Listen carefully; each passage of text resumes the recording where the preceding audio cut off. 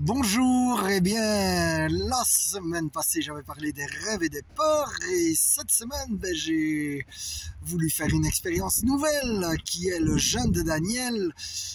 Carlos Payan en avait parlé et puis je me suis dit pourquoi pas, j'aimerais bien que le Seigneur me parle, il me parle déjà mais voilà, je me suis dit ok.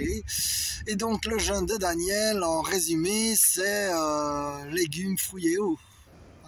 Plus ou moins les véganes font ça, ils survivent, donc je me suis dit que j'allais survivre aussi. Et eh bien, donc pour reparler des rêves, et c'était un peu la question, Seigneur, voilà, est-ce que mes rêves vont se réaliser?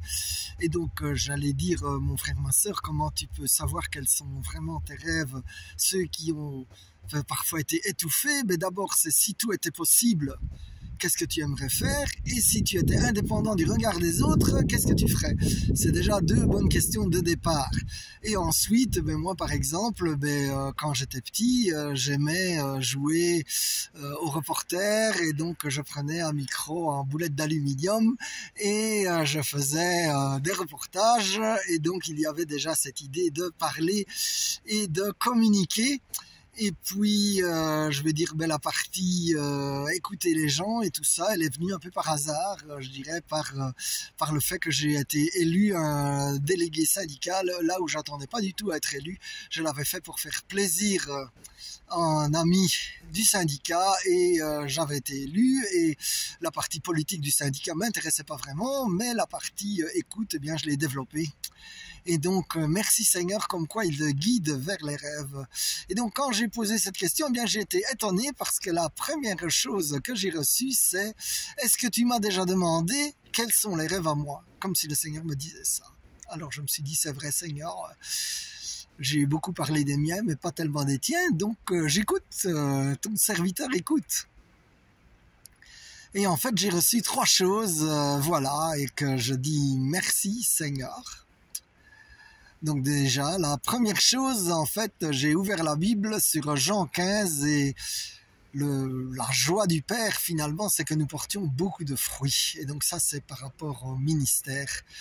Et ce qui a été absolument magnifique, et là, c'était vraiment le clin d'œil du Seigneur, j'ai téléphoné à Paris Évangile pour demander une écoute de prière, parce que là, j'ai quand même des petits soucis médicaux, mais qui sont déjà en train de se régler.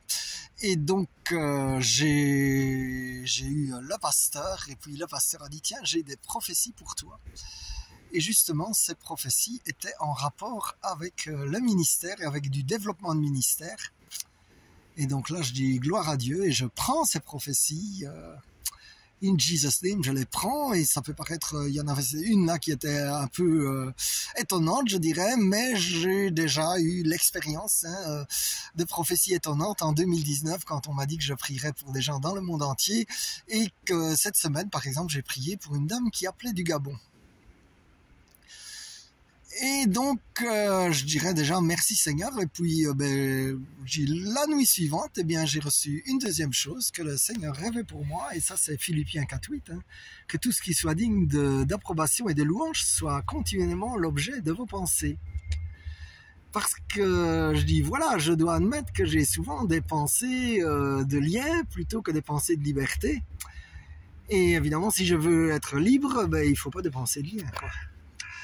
Et donc, voilà, je me suis dit, Seigneur, qu'est-ce que tu veux dire plus précisément? Eh bien, il dit, il veut que son rêve pour moi est que la louange devienne un mode de vie.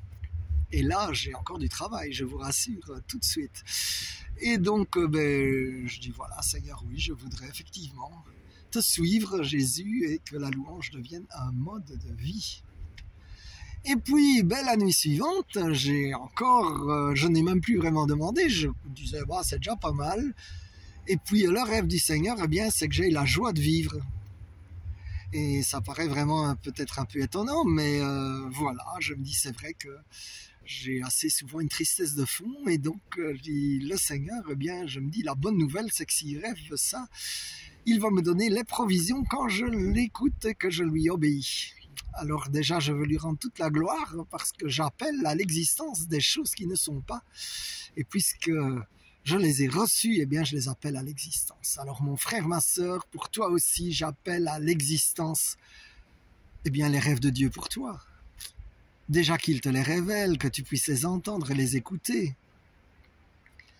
Et puis, après nous serons en route pour de nouvelles aventures.